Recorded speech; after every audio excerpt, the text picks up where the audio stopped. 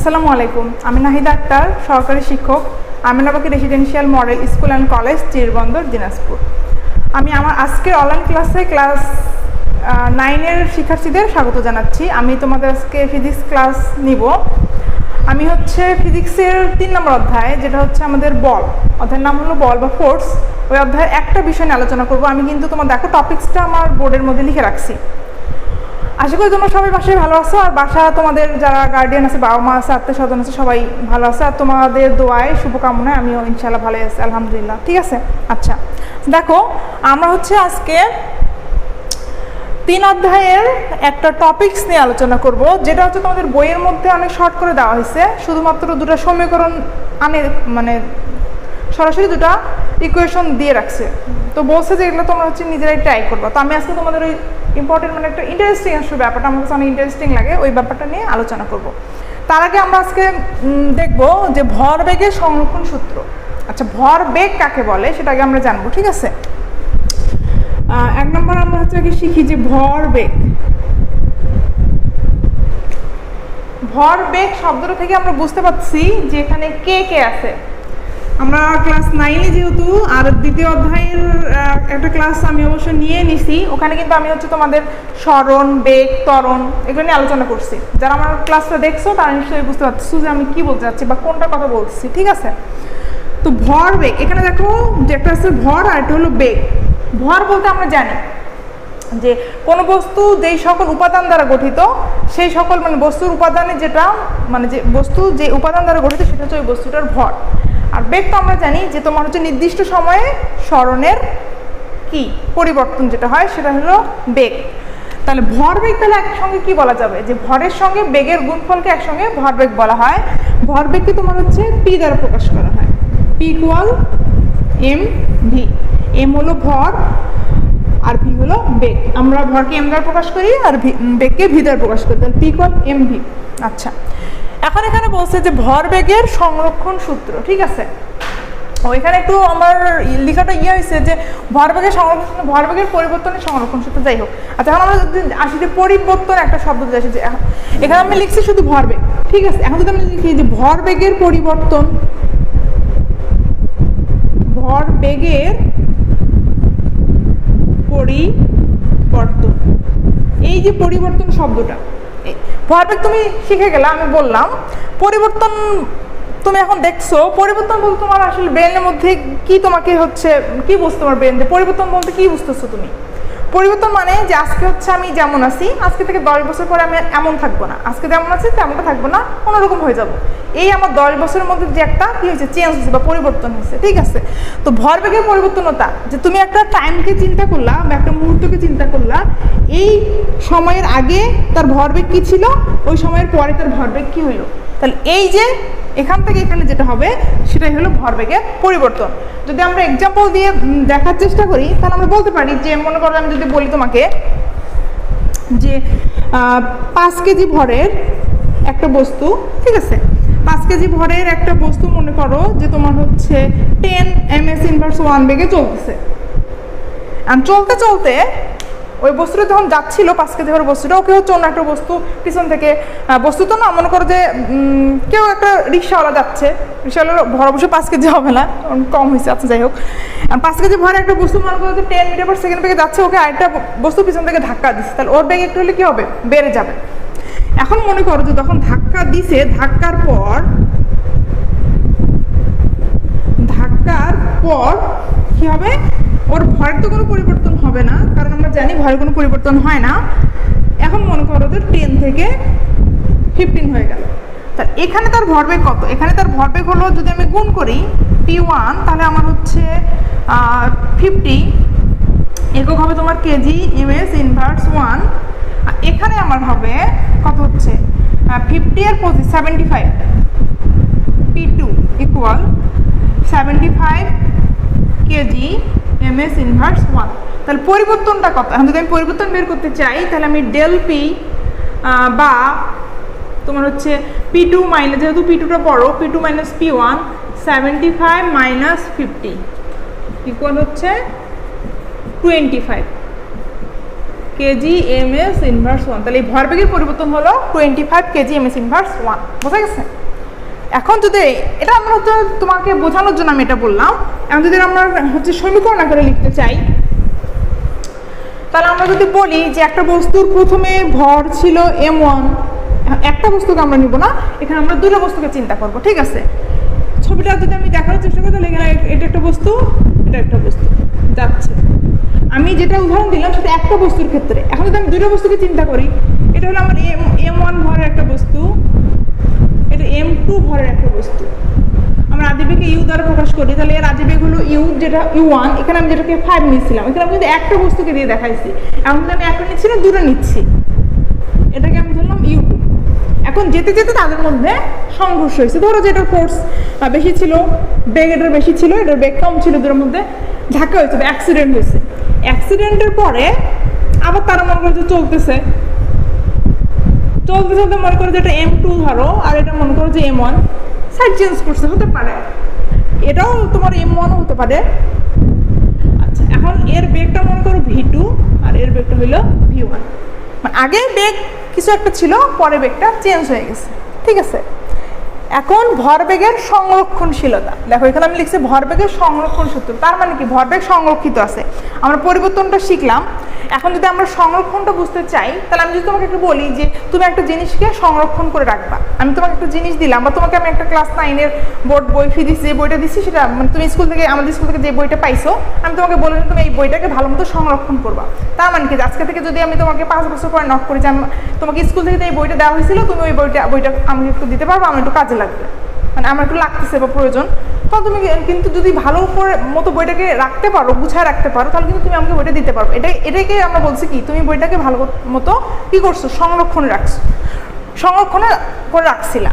এখানেও তাই, যেখানে ভরবেগের সংরক্ষণ হবে, তার মানে কি এখানে যে ঘটনাটা ঘটছে, মানে অ্যাক্সিডেন্ট যেটা হয়েছিল, তার আগে মোট ভরবেগ আর তারপরে মোট ভরবেগ এক সমান থাকবে, ভরবেগের কোনো পরিবর্তন হবে না। যদি আমরা লিখতে চাই, তাহলে প্রথম বস্তুর আগের ভরবেগ m1 u1, তারপর হচ্ছে দ্বিতীয় বস্তুর ভরবেগ m2 u2, ঠিক আছে? এগুলো তোমরা শিখছো আমি জানি, তো আমি একটু শর্টকাট একটু আলোচনা করার চেষ্টা করছি। তারপরে এখানে আমার হচ্ছে m1 v1 আর হচ্ছে m2 v2, এই সমীকরণটাকে বলা হয় ভরবেগের সংরক্ষণ সূত্র, ঠিক আছে? আচ্ছা, এখন দেখো আমরা কি আসলে করতে যাচ্ছি, আমি আগে প্রশ্নটা তোমাদেরকে বলি, তাহলে তোমাদের বুঝতে সুবিধা হবে। আমাদের প্রশ্নটা হলো যে এই যে একটা বস্তু, এই যে একটা বস্তু, দুটো বস্তুর ভর আলাদা, বেগও আলাদা, তারা নির্দিষ্ট পরিমাণ বেগ নিয়ে একই দিকে চলতেছে, মুখোমুখি আসতে পারে, যে একটা তোমার পূর্ব থেকে পশ্চিম, একটা পশ্চিম থেকে পূর্ব দিকে আসতেছে।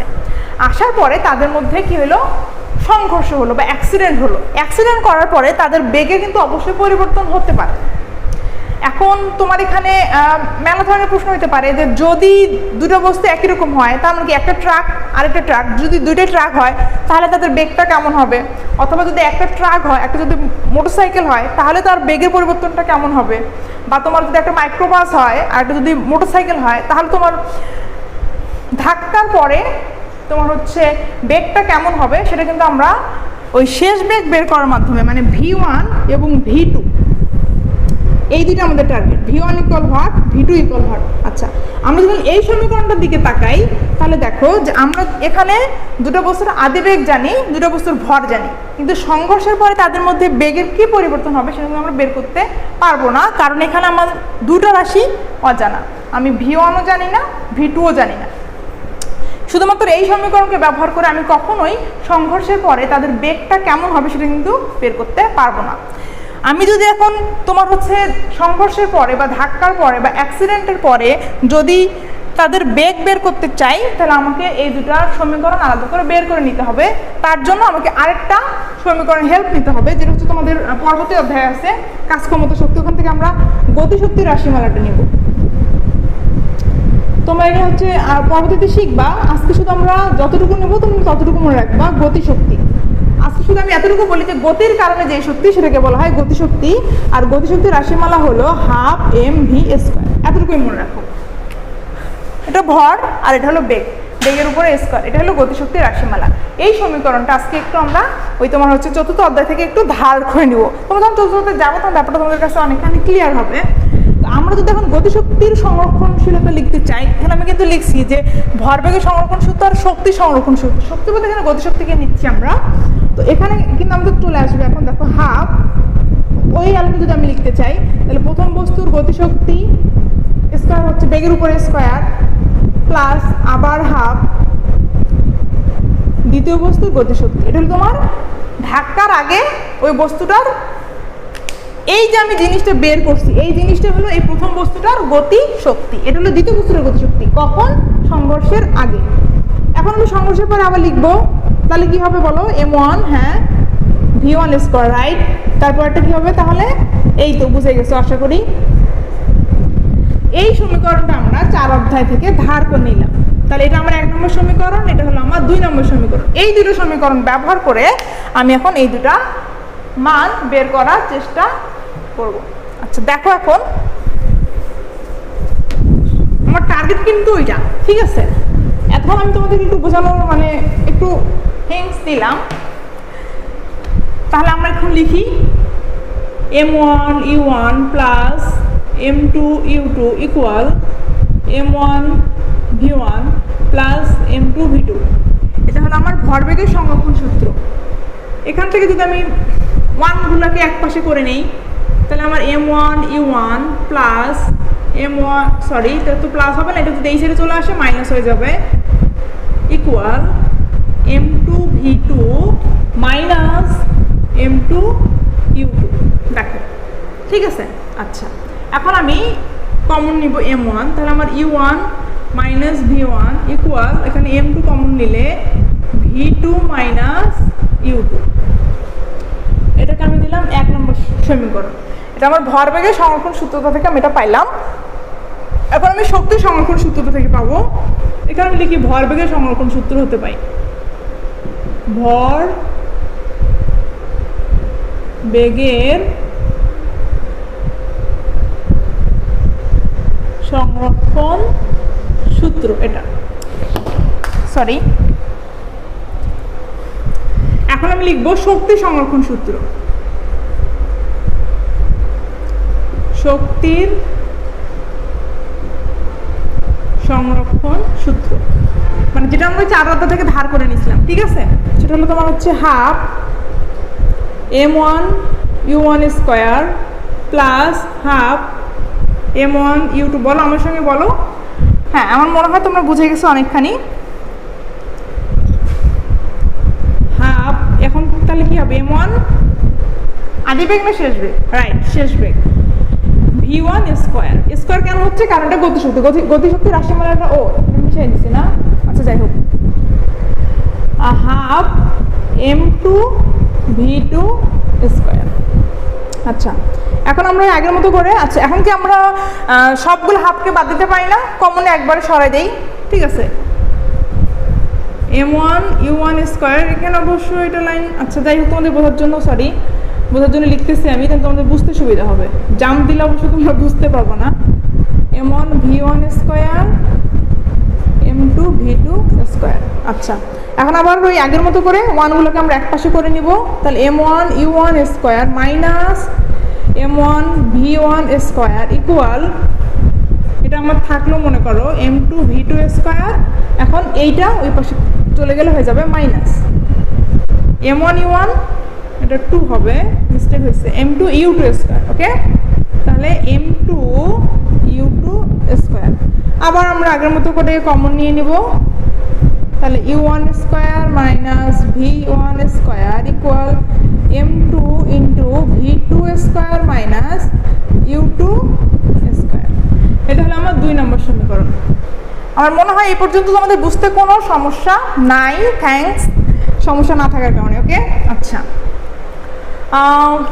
যেহেতু এরকম হয়ে গেছে আমার বোর্ডটা একটু, আচ্ছা যাই আমি ওই পাশে লিখি। আচ্ছা ঠিক আছে, আচ্ছা এখানেই করি। এখন 1/2 ছোট করে লিখলে অবশ্য বুঝতে সমস্যা হবে, আর বড় করে লিখতে তো বেশি জায়গা লেগে যাচ্ছে। তাহলে আমি এটাকে এখন এটাকে দিয়ে ভাগ করে দেবো। যদি ভাগ করি আমাকে লাইনটা লিখতে হবে, আমার কেটে যাবে। আচ্ছা লিখি m1 u1 মাইনাস v1, আর এদিকে আমার থাকতেছে m1 u1 square minus v1 square. আবার এই পাশে এখানে আমার থাকতেছে m2 মানে সমীকরণ ইকুয়াল চিহ্নের ওপাশে, সমান চিহ্নের ওপাশে ডান সাইড আর কি, আবার m2 v2 square minus u2 square. এই পর্যন্ত ঠিক আছে। আমরা কি 1 এগুলোকে কেটে দিতে পারি। আচ্ছা এখন দেখো এটা থাক, u1 মাইনাস v1 এটা থাক, এটাকে কি লেখা যায়? a square minus b square লেখা যায়। হ্যাঁ, a স্কয়ার b স্কয়ার শুধু আমরা সবাই জানি। তাহলে কি a plus b into a minus b। Same ভাবে এর পাশেও v2 minus u2 a square minus b square. a বলতে v2 plus u2 v2 minus u2। আবার একটা রকম জিনিস চলে আসছে, ক্যান্সেল। ওকে, এখন কিন্তু আমি ওপাশে চলে যাব। তাহলে আমি এখন লিখতে পারি, দেখো এই পাশে বা চিহ্ন উপরে লিখি একটু, তাহলে এটা 1 ভাগ u1 প্লাস v1 ইকুয়াল 1 ভাগ v2 plus u2, v2 plus u2। Hall of exchange করে আমি এটাকে একবার এভাবে লিখতে পারি কিনা দেখো, u1 প্লাস, আমার কিন্তু অনেক লাইন লিখতে হচ্ছে, যাই হোক তোমরা তাও যদি বুঝতে পারো তো আমার অনেক ভালো লাগবে। ঠিক আছে, এটা আচ্ছা, এটা কিন্তু v আর পরেরটা u।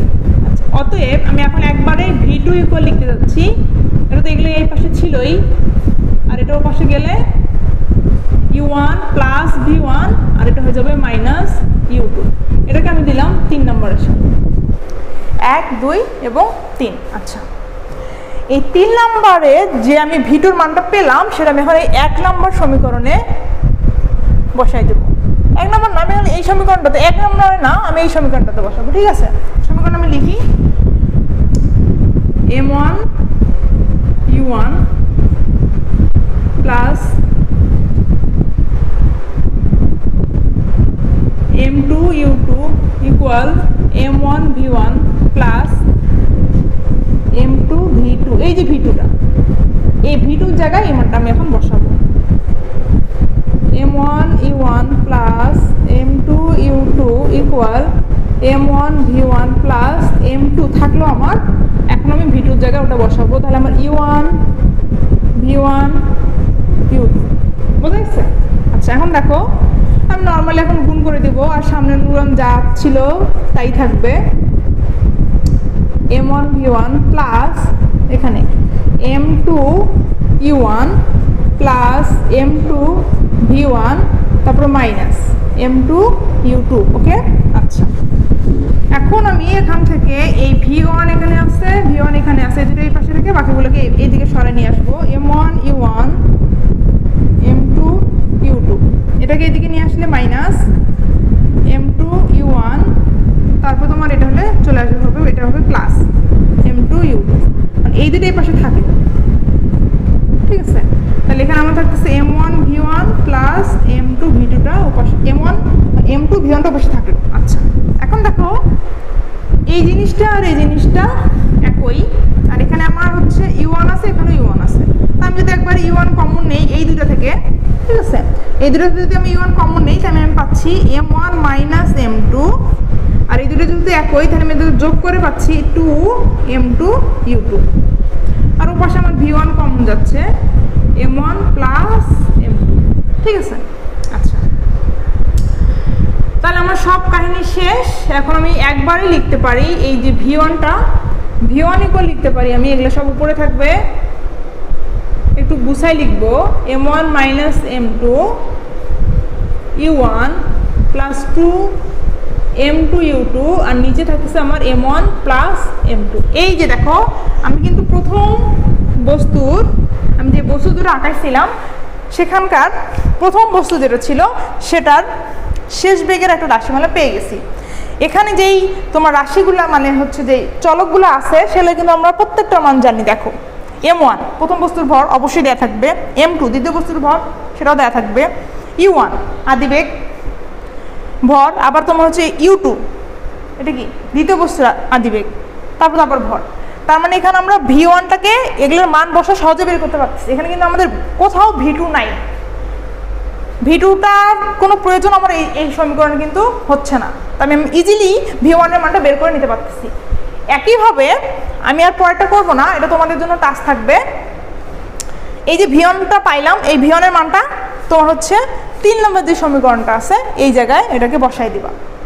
বসাই দিয়ে নর্মালি বীজগণিতে যেটা হয়, তোমার টার্গেট হবে যে তোমার হচ্ছে V2 এর মানটা বের করো। V2 তো এদিকে থাকবেই, V1 এর মানটা এখানে যখন তুমি বসাই দিবা তখন তুমি হচ্ছে V2টা পেয়ে যাবা। সেই V2টা যদি আমি লিখি, এর পাশেই লিখি, তাহলে তোমার বুঝতে সুবিধা হবে। V2 ইকুয়াল তোমরা সমীকরণটা এরকম পাবা, তখন M2 মাইনাস M1 হবে, ইনটু হবে U1 ছিল এটা U2 হবে, প্লাস 2 M1 U1, আর নিচে যা ছিল তাই থাকবে। এটা কিন্তু তোমাদের কাজ, আমি আর করলাম না, অনেক সহজ, ঠিক আছে? তোমরা চেষ্টা করলেই পারবা। তো দেখো এখানে আমি V1 পেলাম, V2 পেলাম। যখন আমি V1 বের করতেছি তখন আমার V2-র প্রয়োজন নাই। এই সমীকরণে কিন্তু কোথাও V2 নাই, তাহলে তার মানে কি V2 ছাড়াই আমি কিন্তু V1 পাচ্ছি। তুমি যদি এই সমীকরণের কথা চিন্তা করো, এখানে কিন্তু তুমি হচ্ছে মান বসাই দিয়ে দুইটা বস্তু শেষ বেগের মান বের করতে পারবা না, কারণ এখানে তোমার হচ্ছে আমরা দুটা হচ্ছে চলকের মান জানি না, একটা V1 একটা কিন্তু V2। দুটো রাশির মান না জানলে কিন্তু আমরা কখনোই একটা হচ্ছে ফিজিক্সের ম্যাথ সলিউশন করতে পারবো না। তো এই সমীকরণ দুটো দেখো, ওগুলো কিন্তু তোমাদের বইয়ে দেওয়া আছে, এই মাঝখানে যেগুলো ক্যালকুলেশন এগুলো কিন্তু নাই। ওরা সরাসরি বলছে যে এই সমীকরণটা আর এই সমীকরণটা, এই দুটো সমীকরণকে কাজে লাগায় আমরা এই দুটো সমীকরণ পেতে পারি। তো আমি একটু তোমাদেরকে দেখাই দিলাম, আর পরের অংশটা কিন্তু তোমাদেরকে এক এক করতে হবে। আমার মনে হয় তোমরা সবাই এটা করতে পারবা, ঠিক আছে? তো দেখো আমি এখন কি বলছি সেটা হচ্ছে যে যখন তুমি V1 বের করবা তখন কিন্তু তোমাকে V2 লাগতেছে না, আর যখন তুমি V2 বের করবা তখন কিন্তু এই সমীকরণে কোথাও আবার V1 নাই। তার মানে আমরা হচ্ছে দুটো বস্তুর ভর এবং দুটো বস্তুর আদিবেগ দিয়েই তাদের হচ্ছে কোনো সংঘর্ষের পরে শেষ বেগ কেমন হবে সেটা কিন্তু সহজেই বের করতে পারবো।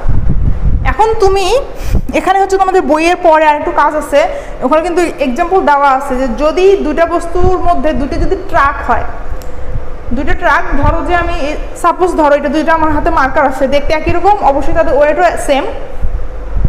তো এই মার্কার দুটোর ভরও অবশ্যই একই হচ্ছে, তাহলে এরা যদি তোমার হচ্ছে বেগে যায়, নির্দিষ্ট বেগে যায়, মানে এদের বেগ অবশ্যই যদি আমি একটু চেঞ্জ করে দিই, এটার বেগ মনে করো যে 50 দিলাম, এটা মনে করো যে 75 দিলাম, তাহলে কিন্তু কি হবে, তুমি যদি এখানে বের করতে চাও, এটা কিন্তু তোমাদের বইয়ে একটু করা আছে, আমার মানে তোমাদের টাস্ক থাকলে তোমরা একটু করে দেখবা, অনেক সহজ ব্যাপার।